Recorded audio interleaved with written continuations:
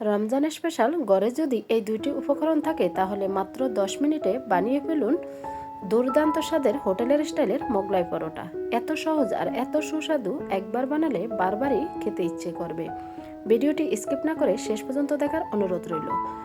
আর recipe বেশি ভালো লাগলে একটি শেয়ার করে সবাইকে দেখার সুযোগ করে দিবেন। আর চ্যানেলে নতুন হলে চ্যানেলটি সাবস্ক্রাইব করে বেল অন করে রাখতে পারেন নিত্য নতুন খুব সহজ রেসিপি পাওয়ার জন্য। হ্যালো এভরিওয়ান, আসসালামু আলাইকুম, welcome back to my channel. আপনারা সবাই কেমন আছেন? আশা করি যে যেখানে আছেন সবাই অনেক অনেক ভালো আছেন এবং সুস্থ আছেন। আমি আলহামদুলিল্লাহ ভালো আছি। কথা না বাড়িয়ে চলে যাচ্ছি মূল রেসিপিতে। বন্ধুরা, ভিডিওটি স্কিপ না করে শেষ পর্যন্ত দেখবেন, আশা করি আপনাদের কাছে খুবই ভালো লাগবে। তা প্রথমে আমি একটি মিক্সিং বোল নিয়েছি। এখানে আমি 2 কাপ ময়দা দিয়েছি। আজকের রেসিপিটা বানিয়েছি ময়দা দিয়ে। 2 টেবিল চামচ দিয়ে দিচ্ছি চিনি, পরিমাণ মতো দিয়ে দিচ্ছি লবণ, আর 2 টেবিল চামচ দিয়ে দিচ্ছি সয়াবিন তেল। আপনারা চাইলে তেলের পরিবর্তে ঘি দিতে পারেন। এখানে আমি তেলটা দিয়ে বানিয়েছি। আর হাফ চামচ দিয়েছি বেকিং পাউডার। এখন শুকনো উপকরণগুলো হাত দিয়ে ভালো করে ময়াম করে নিব। একটু ভালো করে ময়াম করে নিলে ডোটা যদি পারফেক্টভাবে তৈরি করতে পারেন তাহলেই হোটেলের স্টাইলের থেকেও সেরা হবে আপনার মোগলাই পরোটা। তা আমি কিভাবে বানিয়েছি শেষ পর্যন্ত দেখলে আশা করি আপনিও বুঝতে পারবেন আর ঝটপট বানিয়ে ফেলতে পারবেন। ইফতারে একই খাবার না খেয়ে একটু ডিফারেন্ট করলে খেতে কিন্তু ভীষণ টেস্টি হবে। দেখতেই পাচ্ছেন ভালো করে ময়াম করা হয়ে গেছে। এখন আমি দিয়ে দিচ্ছি 1 চামচ কালো জিরা। কালো জিরাটা দিলে খেতে কিন্তু ভীষণ টেস্টি হয়। এটা অপশনাল, আপনারা চাইলে দিতে পারেন, না হলে স্কিপ করতে পারেন। তা কালো জিরা দিয়ে হাত দিয়ে আবারও একটু মিক্স করে নিয়েছি। এখন অল্প অল্প পানি দিয়ে ডোটা তৈরি করে নিব। একসাথে পানি দিতে যাবেন না, তাহলে ডোটা পাতলা হয়ে যাওয়ার সম্ভাবনা বেশি থাকবে। তো অল্প অল্প পানি দিয়েই ডোটা তৈরি করে নিচ্ছি। বন্ধুরা, ভিডিওর মাঝে এবং ভয়েসের মাঝে ভুল ত্রুটি হলে ক্ষমার দৃষ্টিতে দেখবেন, আর সবাই সবার জন্য দোয়া করবেন।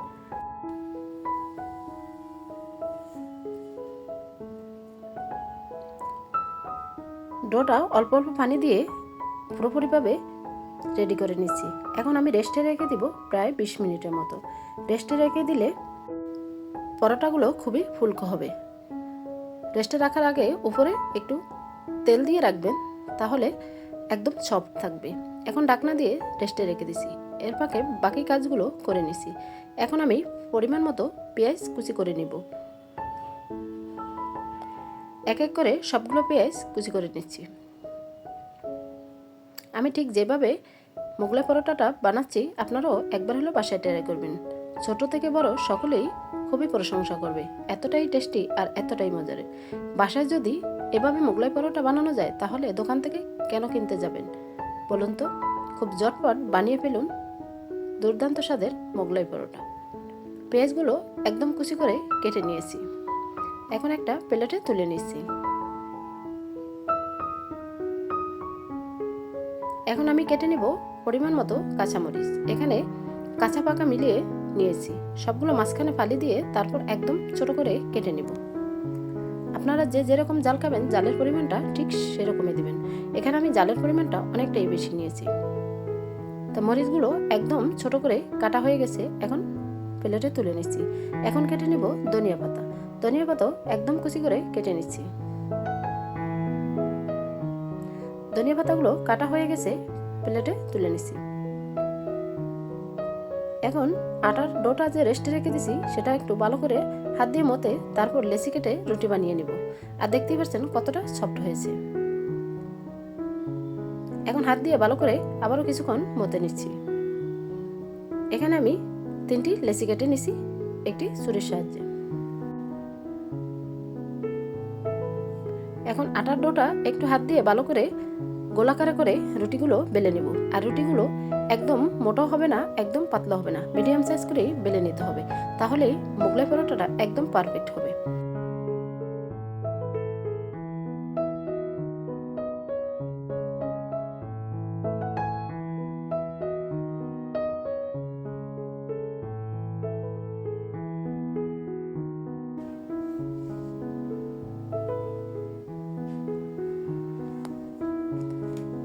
এখন মিডিয়াম সাইজ করে রুটিটা বানিয়ে নিব। আর মোগলাই পরোটার রুটিটা যদি পারফেক্টভাবে বানাতে পারেন তাহলে মোগলাই পরোটাটা একদম পারফেক্টই হবে। রুটিটা একদম পাতলাও হবে না, একদম মোটাও হবে না, দেখতেই পাচ্ছেন কিভাবে বেলে নিচ্ছি, একটু খেয়াল করলেই বুঝতে পারবেন। তো এক এক করে 3টা রুটি বানিয়ে নিচ্ছি। এখন ডিমের মিশ্রণটা বানিয়ে নিব। প্রথমে বাটিতে পেঁয়াজ কুচি দিয়েছি, তারপরে দিয়েছি মরিচ কুচি। এখন অ্যাড করে দিছি হাফ চামচ চাট মশলা, হাফ চামচ ভাজা জিরার গুঁড়া, আর হাফ চামচ ধনিয়ার গুঁড়া এবং চিকেন মশলা, আর স্বাদ মতো লবণ।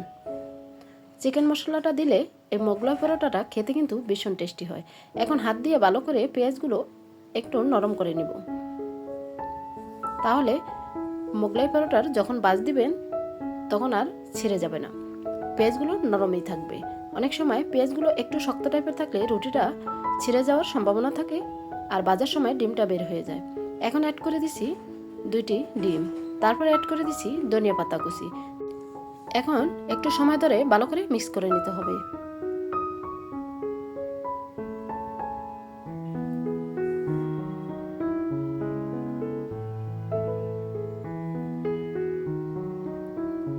তাই পুরোপুরিভাবে ভালো করে মিক্স করে নিয়েছি। এখন আমি মোগলাই পরোটাগুলো বানিয়ে দেখিয়ে দিব কিভাবে ভাজ দিতে হবে, আর কিভাবে ভাজ দিলে আর ভাজটা তেলের ভিতরে দিলে খুলে যাবে না। এখন রুটিগুলো নিয়ে নিচ্ছি। এখান থেকে আমি অর্ধেক ডিম এবং পেঁয়াজের মিশ্রণটা দিয়ে দিছি। এখানে 2টি ডিম পরোটা বানাবো পেঁয়াজ ডিম দিয়ে, আর 1টি ডিম পরোটা বানাবো শুধু ডিম দিয়ে, কারণ আমার এক ছেলে পেঁয়াজ পছন্দ করে না, তার জন্য। এখানে আমি 2টি ডিম দিয়ে 2টি মোগলাই পরোটা বানিয়ে নিচ্ছি।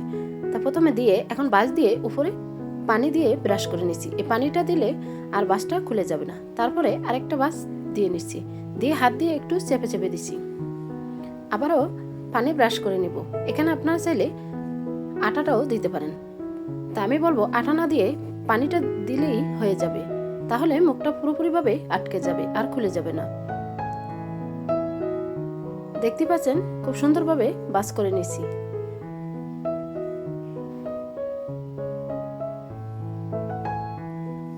একটি ডিম পরোটা বানানো শেষ।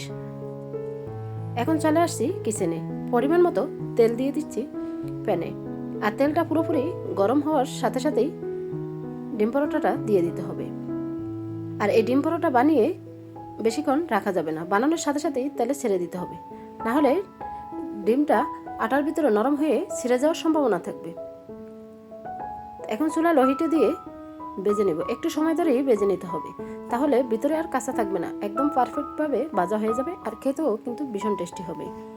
তাই উপরে একটি চামচ দিয়ে তেল ছড়িয়ে ভেজে নিচ্ছি।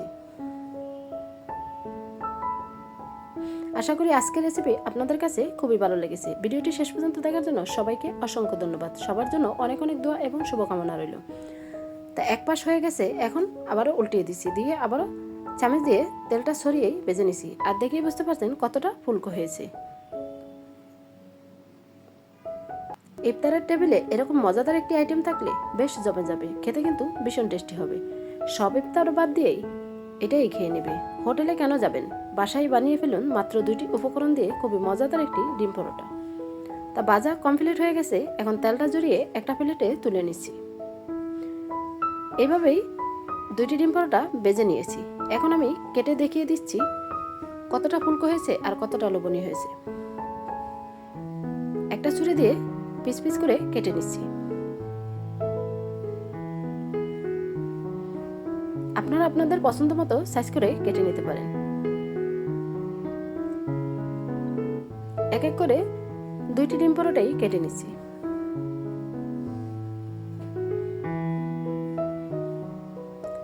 এইভাবে বানিয়ে সকাল অথবা বিকালেও নাস্তা টেবিলেও রাখতে পারেন, বা বাচ্চাদের টিফিন বক্সেও রাখতে পারেন। যে বাচ্চারা ডিম পছন্দ করে না তাদের জন্য একদম পারফেক্ট আইডিয়া। এইভাবে ডিম পরোটা বানিয়ে টিফিন বক্সে দিলে অনায়াসে টিফিন বক্স খালি হয়ে যাবে। সব বাচ্চারা তো ডিম পছন্দ করে না, যে বাচ্চারা পছন্দ না করে এইভাবে ডিমটা খাওয়াতে পারেন। সবগুলো কেটে সাজিয়ে নিচ্ছি। এখন একটা প্লেটে তুলে পরিবেশন করে দেখিয়ে দিচ্ছি কতটা কালারফুল এবং লোভনীয় হয়েছে।